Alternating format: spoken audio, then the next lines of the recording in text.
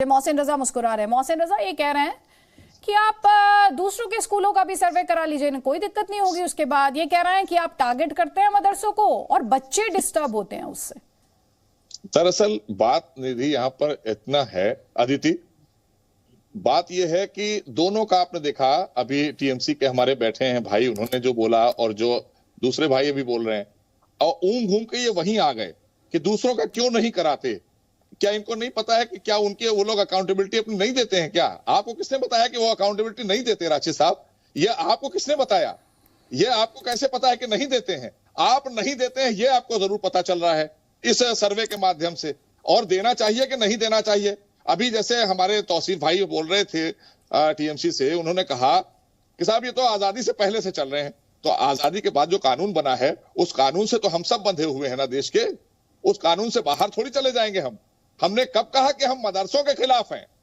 हम खिलाफ जिस चीज के हैं उसमें तो सहयोग करिए हमको आप उसमें भी तो हमें सहयोग नहीं कर रहे हैं। हम तो बच्चों को डॉक्टर इंजीनियर बनाना चाहते हैं। हम तो उनको मौलवी मुंशी और आलिम फाजिल से बाहर निकाल कर कि वो डिग्री में से वो डॉक्टर इंजीनियर नहीं बनेंगे। ठीक है, आपने बताया वो दुरूद फातिहा करेंगे। दुरूद फातिहा मुझे भी आता है और आपको भी आता है। लेकिन आप अगर ये खाली धार्मिक पढ़ाई पढ़ाकर आप बच्चों को गुमराह करने की बात कर रहे हैं और आप इस नाम पर रोटी सेकना चाहते हैं, तो सरकार आपके अकेले के लिए नहीं करेगी। ये आपके अकेले के लिए नहीं हो रहा है। ये तमाम अल्पसंख्यक समाज के मुस्लिम बच्चों के मुस्तकबिल की बात है और देश की, प्रदेश की और उनकी खुद की सुरक्षा की बात है कि कौन फंडिंग करता है। ये नहीं बताएंगे आप? ठीक है, इस तरीके से नहीं बताएंगे। अब आप जवाब दीजिए, एक एक करके जवाब दीजिएगा आप। एक एक करके जवाब दीजिए। एक सेकेंड, राशिद शरीफ, राशिद शरीफ बताइए। अरे क्या सर, आराम से। नहीं करना चाहिए मैडम ऐसा, बच्चों के फ्यूचर से खिलवाड़। वो एक्सप्लेन कर रहे हैं आपको अपना डिसीजन, अब आप उस डिसीजन पर उन्हें जवाब दीजिए। वो कह रहे हैं कि हमारे जहन में बच्चों की सुरक्षा भी ऊपर है। वो कह रहे हैं अकाउंटेबिलिटी हमें फिक्स करनी है। वो ये भी कह रहे हैं जहां जहां रिक्वायर्ड है हम सर्वे करते हैं। कोई ये कैसे क्लेम कर सकता है कि हम वहां पर उन स्कूलों का कोई रिकॉर्ड नहीं रख रहे जो कि जिन स्कूलों को लेकर आपके मन में संशय है? अरे भाई मैं आपको मैडम बोलना चाह रहा हूं कि बिल्कुल है तो आप सुरक्षा मत दीजिए। भविष्य के बारे में मत सोच। कौन सोच रहा है मुसलमानों के बारे में? आज बताइए, मेरे को बताइए आप कौन सोच रहा? अरे जो पढ़ रहे हो वो भी पढ़ने देते रहे आप। तुम तो बिल्डिंगा नहीं बनाते, तुम तो स्कूल नहीं बनाते, तुम तो कॉलेज नहीं डालते। बच्चों के लिए डालिए, इतनी हम करिए तो बोल डालिए। आप बताइए, टीवी पे बताइए, आपके माध्यम से बताइए कि हम इतने स्कूल डालने वाले, इतने कॉलेज डालने वाले, इतना बच्चों को इतने उनकी जिम्मेदारी लेने वाले। वो तो कुछ नहीं, जो पढ़ रहे वो भी खराब कर रहे हैं आप। ठीक है, विजय शंकर तिवारी, यहाँ पर एक कमेंट जो भी आपने पहले तौसीफ अहमद खान को भी कहते हुए सुना, राशिद शरीफ को भी कहते हुए सुना। वो कह रहे हैं कि आप एक धर्म विशेष के बच्चों को टारगेट कर रहे हैं।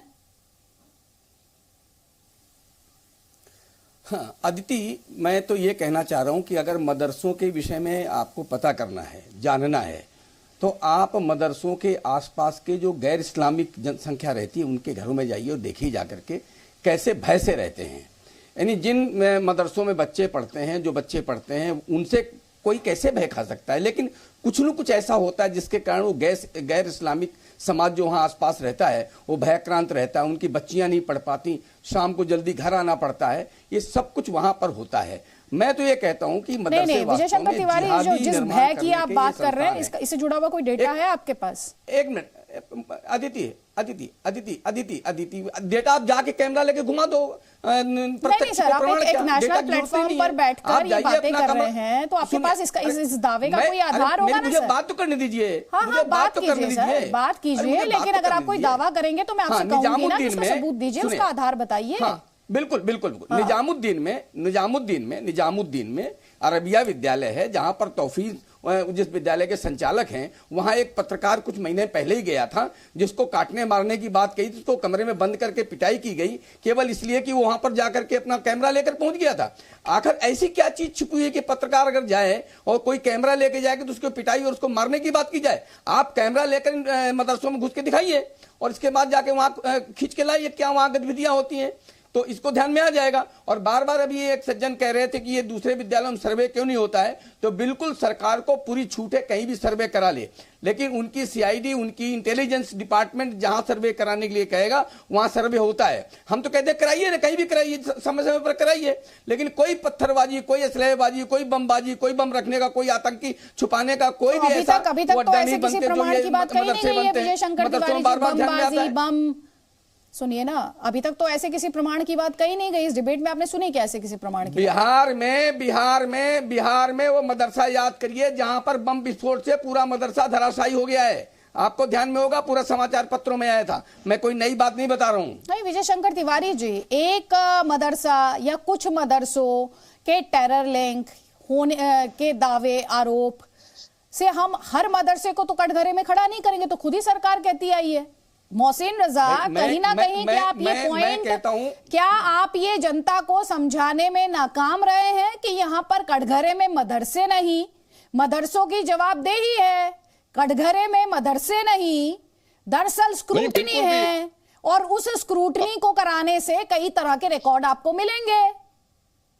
अदिति, बिल्कुल भी ये कतई तौर पर साफ है, और शुरू से हमारी केंद्र सरकार और प्रदेश सरकार में आदरणीय योगी जी ने भी साफ किया हुआ है कि हम कहीं पर भी, हम तो बच्चों का मुस्तकबिल और बेहतर बनाने की बात कर रहे हैं, हम मदरसों को और सुदृढ़ बनाने की बात कर रहे हैं।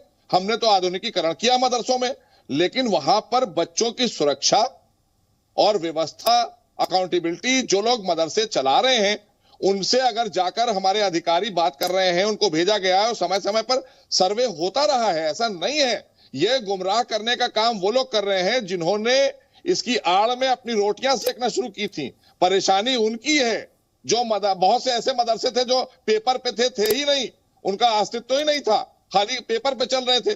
तो ये सारी चीजें, एक सुरक्षा से जुड़ा मुद्दा भी है, और जो बच्चे लाखों की तादाद में उन हजारों मदरसों में हैं, तो क्या उनके भविष्य और उनकी सुरक्षा की चिंता प्रदेश सरकार को नहीं करना चाहिए? ये बताए ना बैठे हैं, ये खाली जो बातें कर रहे हैं। ठीक है, जल्दी से एक जवाब लीजिए मौलाना एजाज अथर से, उसके बाद सुबुही खान भी हमारे साथ है। जल्दी जल्दी एक एक कमेंट सबका। देखिए, जहां तक के मदरसों की बात है, जैसा अभी ये कहा गया, मदरसे भी जरूरी हैं। ये मदरसा कोई गलत बात नहीं सिखाता। मदरसे के अंदर दीन की और मजहब की तालीम दी जाती है और मजहबी शिक्षा दी जाती है। हिंदुस्तान की आज़ादी में मदरसों का बहुत बड़ा योगदान रहा है और मदरसों ने हिंदुस्तान की आज़ादी में बढ़ चढ़ के हिस्सा लिया है। योगी सरकार जी का ये जो एक कदम है बहुत अच्छा है, मैं इसकी मुखालिफत नहीं करता, मैं इसकी तारीफ करता हूं कि मदरसों के पढ़ने वाले बच्चों को आधुनिक शिक्षा भी मिलना चाहिए, उनको कंप्यूटर की शिक्षा भी मिलना चाहिए, उनको आधुनिक शिक्षा भी मिलना चाहिए। ऐसी बात नहीं है। आप हमारे क्या लखनऊ में आइए, मैं आपको दिखाऊं, मदरसे का पढ़ा हुआ लड़का आज एक आईपीएस है, मदरसे ने आईपीएस भी निकाला है। ऐसी बात नहीं है। मदरसे के पढ़े हुए लड़के दुनिया भर में जाते हैं, जाकर के अपना नाम करते हैं, मुल्क का नाम रोशन होता है, मदरसे का नाम रोशन होता है, शहर का नाम रोशन होता है। जिस तरीके से एक कानून का कॉलेज है, जिस तरीके से साइंस कॉलेज है जहां साइंस की पढ़ाई होती है, कहीं कानून की पढ़ाई होती है, कहीं इंजीनियरिंग की पढ़ाई होती है, कहीं मेडिकल पढ़ाई होती है, वैसे ही मदरसे में धार्मिक शिक्षा दी जाती है, मजहब की तालीम होती है, वो भी बहुत जरूरी है, इसको भी होना चाहिए। ऐसी बात नहीं है कि हर मदरसा गलत तालीम देता है, ये बिल्कुल गलत बात है। मदरसे के अंदर मजहब की तालीम दी जाती है, कोई मदरसा दहशत की तालीम नहीं देता, इसलिए कि मजहब में दहशतगर्दी है, इस्लाम दहशतगर्दी